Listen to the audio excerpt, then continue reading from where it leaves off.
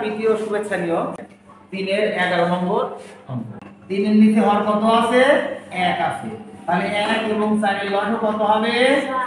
4 হবে।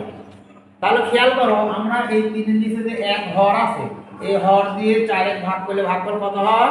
4 হয়।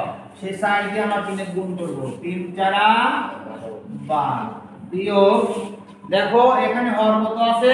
4। এই 4 দিয়ে লসাগু 4 এর ভাগ করলে ভাগফল কত হয়? 1 হয়। তাহলে 1 দিয়ে আমরা এখন এই লব 3 এর গুণ করব। 3 এর কে 3।